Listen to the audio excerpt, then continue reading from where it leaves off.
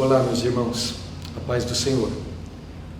Eu gostaria de meditar hoje com vocês nas palavras do Senhor Jesus em Mateus capítulo de número 6. Nós iremos ler do versículo 24 até o versículo de número 34. Eu peço que, se você puder, você abra a sua Bíblia para nós lermos juntos esse texto, tá bem? Diz assim o Senhor Jesus: ninguém pode servir a dois senhores, porque ou há de aborrecer-se de um e amar ao outro, ou se devotará a um e desprezará ao outro. Não podeis servir a Deus e às riquezas. Por isso vos digo, não andeis ansiosos pela vossa vida, quanto ao que haveis de comer ou beber, nem pelo vosso corpo, quanto ao que haveis de vestir. Não é a vida mais do que o alimento, e o corpo mais do que as vestes? Observai as aves do céu, não semeiam, não colhem, nem ajuntam em celeiros. Contudo, vosso Pai Celeste as sustenta. Porventura não valeis vós muito mais do que as aves? Qual de vós, por ansioso que esteja, pode acrescentar um côvado ao curso de sua vida? E por que andais ansiosos quanto ao vestuário? Considerai como crescem os lírios do campo. Eles não trabalham, nem fiam. Eu, contudo, vos afirmo que nem Salomão, em toda a sua glória, se vestiu como qualquer deles. Ora, se Deus veste assim a erva do campo, que hoje existe e amanhã é lançada no forno, quanto mais a vós outros, homens de pequena fé? Portanto, não vos inquieteis, dizendo que comeremos, que beberemos, ou com que nos vestiremos, porque os gentios é que procuram todas estas coisas. Porque o vosso Pai Celeste sabe que necessitais de todas elas. Buscai, pois, em primeiro lugar o seu reino e a sua justiça, e todas estas coisas vos serão acrescentadas. Portanto, não vos inquieteis com o dia de amanhã, pois o amanhã trará os seus cuidados. Basta ao dia o seu próprio mal. Nos versículos 25, 31 e 34, nós temos aqui a repetição de um mandamento do Senhor Jesus. Não andeis ansiosos pela vossa vida, não vos inquieteis. E no versículo 34 novamente, não vos inquieteis. O Senhor Jesus nos dá este mandamento, queridos, num contexto em que Ele está se apresentando desde o capítulo 5 aqui de Mateus até o final do capítulo 7, como Senhor e Deus de nossas vidas, como aquele que veio mostrar para nós os princípios do reino do céu, que devem dirigir o nosso caminhar neste mundo, enquanto nós aguardamos a sua volta. Ele está nos exortando no sentido de que, sendo discípulos dele, sendo seus seguidores, nós devemos colocar acima de todas as coisas da nossa vida o reino de Deus, a vontade de Deus. Devemos, como ele diz, buscar em primeiro lugar o reino de Deus. E nos diz que, se nós fizermos de modo diferente, se nós quisermos, ao mesmo tempo que buscar o reino de Deus, buscar também os reinos deste mundo, o nosso coração fica dividido. E se o nosso coração fica dividido, então nós, além de não sabermos o rumo que estamos tomando na nossa vida, não seremos bem-sucedidos naquilo que nós fizermos. E é dentro deste contexto, então, que o Senhor Jesus diz para nós: não vos inquieteis, não vos preocupeis. E por que ele diz isso? Porque, pensando do ponto de vista humano, digamos que nós nos preocupemos com o reino de Deus, que nós tenhamos que cuidar das coisas celestiais. A pergunta que surge no nosso coração naturalmente é: e então, se eu ficar buscando as coisas do céu, com o que eu vou me vestir?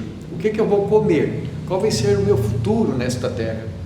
São preocupações que surgem no nosso coração, preocupações legítimas e necessárias, mas o Senhor Jesus nos ensina então como lidar com elas. Portanto, meus irmãos, neste momento de crise que nós estamos passando, eu quero mais uma vez voltar com vocês a este assunto tão importante para nós. Como é que nós podemos lidar com esta crise pela qual estamos passando e como é que nós podemos não perder o nosso foco, o nosso propósito de viver em meio a tudo isso que está sucedendo? Como não viver ansiosos? É sobre isso que nós vamos falar hoje. E eu gostaria então de considerar 3 coisas com vocês. Primeiro, que o Senhor Jesus nos diz aqui em relação à preocupação. O que é ansiedade? O que é não vos inquieteis? O que significa isso? Em segundo lugar, Jesus diz aqui quais são as coisas que podem nos deixar ansiosos.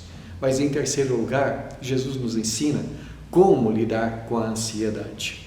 Bom, então vamos lá. Primeiramente, o que é ansiedade? A palavra usada pelo Senhor Jesus, ela aparece 5 vezes aqui no texto grego do Novo Testamento. Nos versículos 25, 27, 28, versículo 31 e versículo 34 também. E essa palavra é traduzida de diversas maneiras em nossas versões bíblicas. Por exemplo, ela é traduzida como estar ansioso, aqui no nosso texto.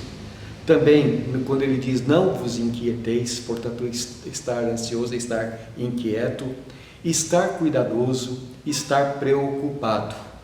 Essa palavra é usada também lá em Lucas capítulo 10, por exemplo, naquela bem conhecida história que conta o que aconteceu quando o Senhor Jesus estava certa vez hospedado na casa de seus amigos em Betânia, Lázaro, Marta e Maria. E estando ali, o texto diz para nós que Marta estava agitada de um lado para o outro, procurando alguma maneira através da qual ela pudesse servir melhor o Senhor Jesus, fazendo as tarefas domésticas, enquanto que Maria, a sua irmã, estava sentada aos pés do Senhor a ouvir-lhe os seus ensinamentos. E então Marta, diante da aparente inércia de sua irmã, ela se queixou para Jesus. Ela disse, Senhor, enquanto eu estou aqui trabalhando de um lado para o outro, minha irmã não está fazendo nada, manda que ela faça alguma coisa. Ao que Jesus lhe respondeu, Marta, Marta, você está inquieta, agitada de um lado para o outro. Entretanto, a sua irmã escolheu a melhor parte, e isso não será tirado dela. Então ali, quando essa história acontece, a Bíblia conta para nós qual era o estado de espírito, o estado emocional de Marta ao queixar-se com o Senhor Jesus. Ela estava distraída e preocupada com muitas coisas, enquanto que uma só era necessária. Portanto, meus irmãos, à luz da história de Marta e Maria, e também aqui à luz do capítulo 6 de Mateus, nós podemos entender que a palavra ansiedade, nesses contextos aqui, ela tem o sentido de que você está trazendo uma porção de coisas à sua mente, de cuidados, de preocupações, e está distraído daquilo que deve ser o foco central da sua vida. No caso de Maria, ela não estava distraída, porque estava aos pés de Jesus a ouvir-lhe os seus ensinamentos. No caso aqui de Mateus capítulo 6, o foco central, está nos ensinando o Senhor Jesus, é buscai primeiro o reino de Deus e a sua justiça, e todas as outras coisas vos serão acrescentadas. Portanto, isso mostra para nós que a ansiedade é resultado de nós não estarmos com a nossa mente fixada, o nosso alvo não está fixo naquilo que é mais essencial na nossa vida. Estar ansioso é estar preocupado com coisas que são secundárias. E isso então, meus irmãos, nos leva ao nosso segundo ponto. De onde surgem as ansiedades? Quais são as fontes de preocupação, de inquietação, da solicitude em nossa vida? O Senhor Jesus aqui, no texto que nós acabamos de ler, que estamos considerando, ele menciona algumas coisas que são legítimas, coisas que fazem parte daquilo que é essencial na nossa vida, mas que nós precisamos, para poder viver a vida segundo a vontade de Deus, considerar como secundárias, no sentido de que o Senhor há de cuidar de cada uma delas para nós.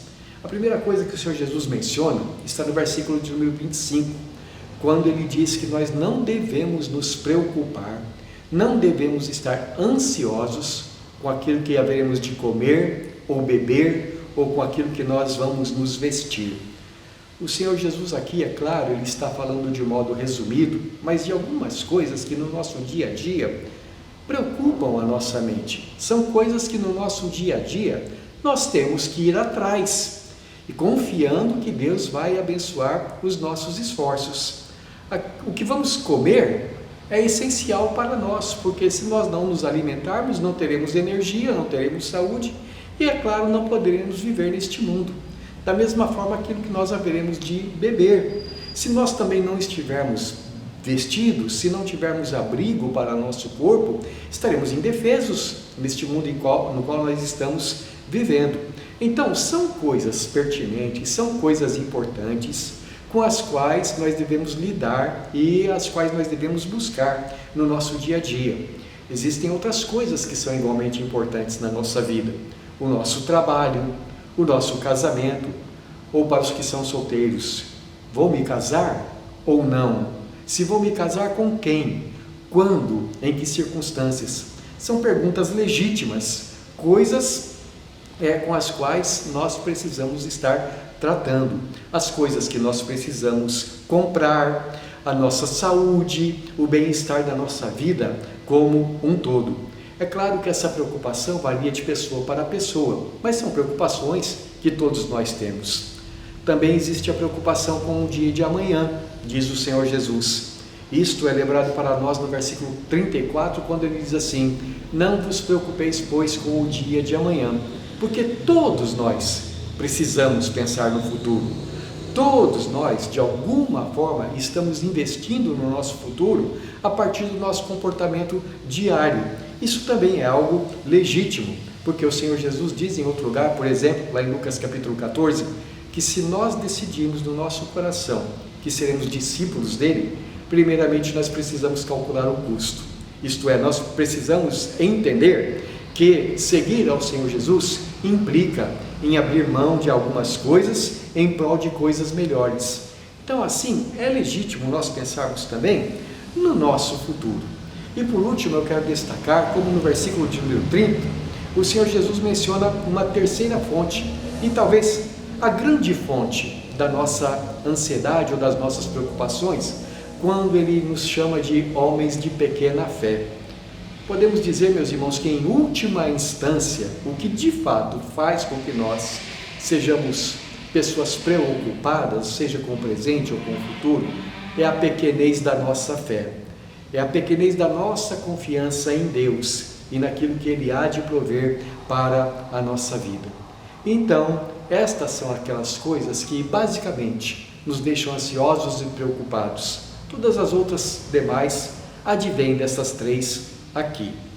Mas o nosso texto nos mostra também como é que nós devemos trabalhar para superar as nossas ansiedades.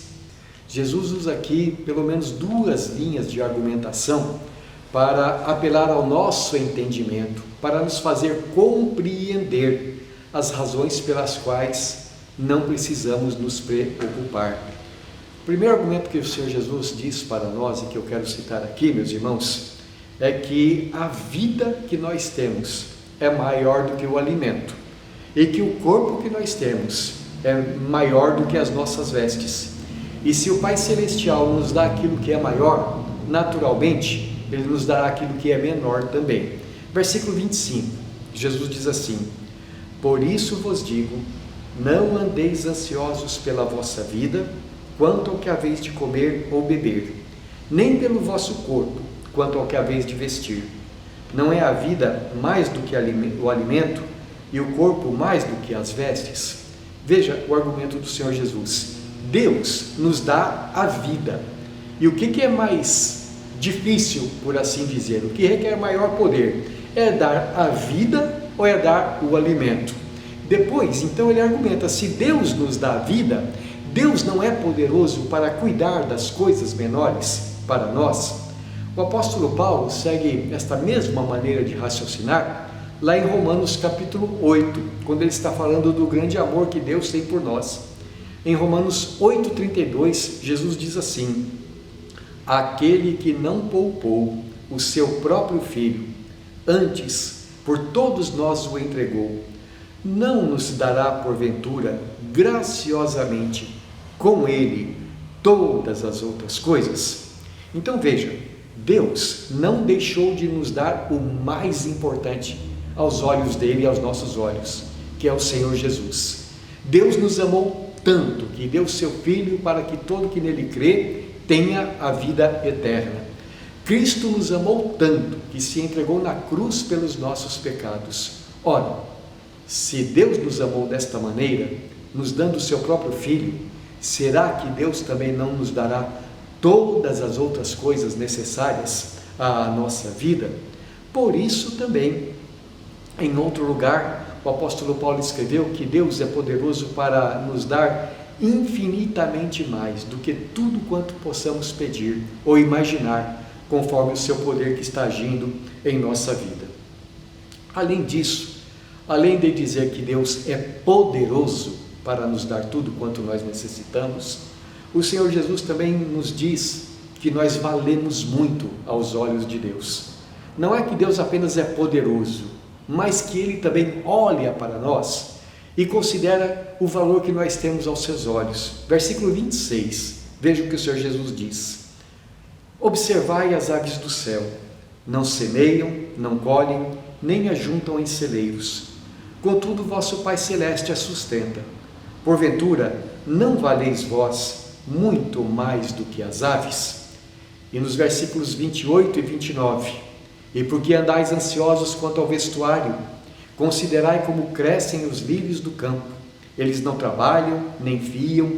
Eu, contudo, vos afirmo que nem Salomão, em toda a sua glória, se vestiu como qualquer deles. Ora, se Deus assim veste a erva do campo, que hoje existe e amanhã é lançada no forno, quanto mais a vós outros, homens de pequena fé. Veja, valemos aos olhos do Senhor muito mais do que os passarinhos, do que as aves, do que as flores do campo. Valemos aos olhos do Senhor muito mais do que qualquer outra coisa, porque fomos criados à sua imagem. Mas a maior prova do amor de Deus para conosco é o fato de que Cristo deu a sua vida por nós. Deus é poderoso e nos considera valiosos filhos aos seus olhos. E isso nos leva ao terceiro argumento.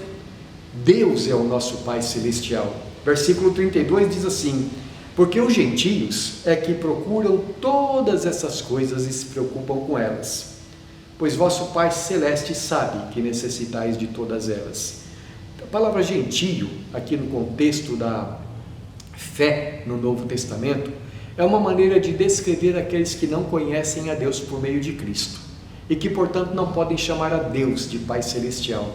Mas aqueles que conhecem o Senhor Jesus, ele diz: olha, vocês têm um Pai Celeste, todo-poderoso e que cuida de vocês.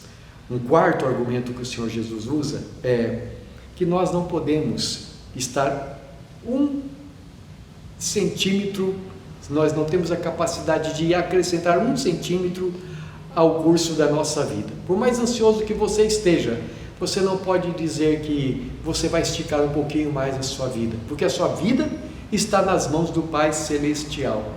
Ao contrário, quando nós ficamos ansiosos, nós temos a tendência natural de, com isso, estar prejudicando a nossa própria saúde. Isso de alguma forma nos prejudicaria. Então, meus irmãos, são esses alguns argumentos que o Senhor Jesus usa. Você tem um pai que se preocupa com você. Você é um pai que não somente se preocupa, mas é todo poderoso para suprir tudo e que você precisa. De outro lado, então, se você deixa de confiar no seu pai, a ansiedade toma conta do seu coração. E a ansiedade não acrescenta 1 centímetro ao cumprimento da sua vida. E aí, meus irmãos, depois de dizer para nós por que nós não precisamos nos preocupar, ele chega a uma conclusão. Já que a sua vida está nas mãos do Pai Celestial, não se preocupe com essas coisas. Busque o reino de Deus em primeiro lugar. Coloque as coisas do céu antes de tudo na tua vida, e todas as outras coisas serão acrescentadas. Você vê, Jesus não está dizendo aqui que nós devemos ser pessoas alienadas em relação aos problemas deste mundo. Não está dizendo que nós devemos ser pessoas ociosas, de braços cruzados, que não se mexem e apenas ficam esperando as coisas caírem do céu. Não. O que ele está dizendo é que em tudo quanto nós precisamos fazer no dia a dia, nós precisamos colocar o reino de Deus em primeiro lugar. Então, se eu colocar o reino de Deus em primeiro lugar, eu tenho certeza de que Deus vai abençoar o que eu estiver fazendo. Precisamos buscar o reino de Deus em primeiro lugar.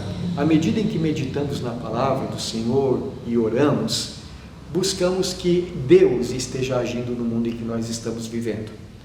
E também buscamos o reino de Deus em primeiro lugar, à medida em que nós, seja em nossa família, seja em nossa igreja, em nosso trabalho, em nossos relacionamentos, nós estejamos vivendo de acordo com os princípios do reino de Deus.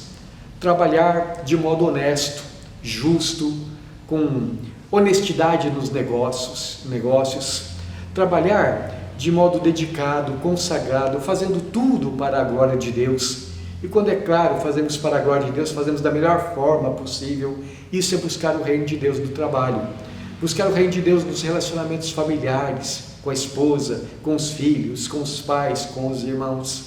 Buscar o reino de Deus em relacionamentos de amizades tranquilas, justas, honestas, auxiliadoras. Isto é não viver de modo egoísta, vivendo para mim mesmo. Buscar o reino de Deus na igreja significa usar meus dons espirituais, servir aos meus irmãos, contribuir financeiramente para o progresso do Evangelho, do reino do Senhor no mundo inteiro, enfim, fazer todas as coisas conforme o ensino da palavra de Deus. E Jesus fala assim, olha, se você buscar o reino de Deus em primeiro lugar, todas as outras coisas estarei suprindo na sua vida. Queridos irmãos, eu sei que falar disto, no momento em que nós estamos vivendo, para muitas pessoas pode soar como algo assim, leviano, devido às necessidades da presente hora. Nós temos a plena certeza, meus irmãos, de que muita gente está sofrendo muito mais do que nós até, por causa da atual situação. Eu fico preocupado com as pessoas mais pobres, que precisam trabalhar porque é do seu trabalho diário que conseguem o pão de cada dia. E eu sei que às vezes falar uma coisa como essa que estamos falando aqui pode até parecer insensível, mas amados, ou nós acreditamos no que Jesus está falando e confiamos que Ele há de suprir tudo, ou nós não confiamos. E se nós não confiarmos, então nós primeiramente estaremos desonrando a Deus. E segundo, a angústia vai tomar conta do nosso coração. E a angústia não ajuda ninguém a resolver seus problemas. O que nos ajuda é ter fé em Deus. Então, não é insensibilidade, ao contrário, é acreditar na solução que o Senhor Jesus nos dá. Coloquemos o reino de Deus em primeiro lugar. E é claro, isso significa, na medida em que você vir alguém passando necessidade, na medida em que você puder ajudar, faça isso. Ou como os filipenses, ajude de acordo com a sua possibilidade e até além delas, mas ajude, não fique de braços cruzados, apenas esperando que Deus responda às suas orações, porque muitas vezes Deus irá atender às nossas orações justamente através do nosso comportamento, do nosso agir. Então, você percebendo que tem alguém necessitado por perto, ajude, não se omita, viva a tua vida com tranquilidade, com confiança em Deus, mas também naquilo que estiver ao seu alcance, haja concretamente para buscar o reino de Deus. Vamos orar, meus irmãos. Santo Pai Celestial, nós estamos em nossos corações unidos nesta hora, e estamos unidos, temos a plena certeza, na Tua presença. Pois a Tua palavra nos diz que os Teus olhos percorrem toda a terra, para mostrar-se forte para com aqueles cujo coração é totalmente do Senhor. Amado Pai Celestial, nós louvamos o Teu nome na plena confiança de que Tu tens o governo de tudo quanto acontece nos céus e na terra em Tuas poderosas mãos. Temos a plena confiança de que o Senhor é sábio e que o Senhor é amoroso, que o Senhor é poderoso e que o Senhor é o nosso Pai. Então nós queremos vir ao Senhor nesta hora, pedir que, acima de tudo, o Senhor nos conceda a graça de ter corações confiantes em Ti e obedientes ao Teu Evangelho, de tal modo que buscar o Teu reino, fazer a Tua vontade, obedecer a Tua palavra, seja a prioridade em nossas vidas, em nossos corações. E assim nós honremos o Teu nome, vivendo uma vida de confiança sem ansiedade. E se cumpra em nós a Tua boa palavra, no sentido de que todas as outras coisas sejam supridas. Pai, nesta hora nós queremos Te pedir não somente por nós que somos a Tua igreja, mas queremos também Te pedir pelo mundo, Pai. Este mundo abençoado em que estamos vivendo, este mundo amado pelo Senhor em que estamos vivendo, e com o qual o Senhor está tratando também, através desta pandemia, para que também isto contribua para que os homens Te buscam. Pai bendito, nós rogamos que o Senhor, na Tua infinita graça, assim como manda o sol para todos, assim como envia chuva para todos, assim também o Senhor esteja enviando cura para todos. Cura, Senhor Deus, para a nossa nação, cura para as nações. Que todos os meios, Pai, que Tu nos tens dado para que nós possamos cuidar da vida neste planeta, que tudo esteja sendo empregado de tal forma, Senhor, que esta enfermidade, que esta pandemia cesse e cesse logo, Senhor. Rogamos, Pai, que o Senhor faça cessar as mortes. Rogamos que o Senhor traga cura, Senhor. E rogamos também, ó Pai amado, que os males da economia, Senhor, e os resultantes na economia, por causa dessa pandemia, sejam minorados, ó Senhor. Rogamos pelos que são mais pobres, Pai, pelos que não têm recursos neste mundo. Mas a Tua palavra diz, Pai, que Tu és o Deus dos pobres, que Tu és o Deus dos órfãos e das viúvas, que Tu és o Deus de todos os seres viventes. Ó Pai, assim como os animaizinhos do campo dependem do Teu suprimento, assim também toda a humanidade depende do Teu suprimento. Ó Deus, derrama fartura, nós Te pedimos. Ó Senhor, perdoa as nossas iniquidades e traz a Tua bênção, Senhor. Nós Te pedimos também que o Senhor nos use, Pai, como igreja, que não fiquemos, Senhor Deus, parados, apenas olhando as coisas acontecerem, mas que sejamos instrumentos da Tua graça na vida de outras pessoas também, instrumentos através dos quais o Senhor venha suprir necessidades. Oramos em nome de nosso Salvador Jesus Cristo, nosso querido Senhor, nosso amado irmão mais velho, que está intercedendo à Tua direita em nosso favor. Amém. Queridos irmãos, que a graça do Senhor Jesus, o amor de Deus, o nosso Pai, e a comunhão do Seu Espírito seja com todos vocês e com todo o povo de Deus espalhado sobre a terra. Amém.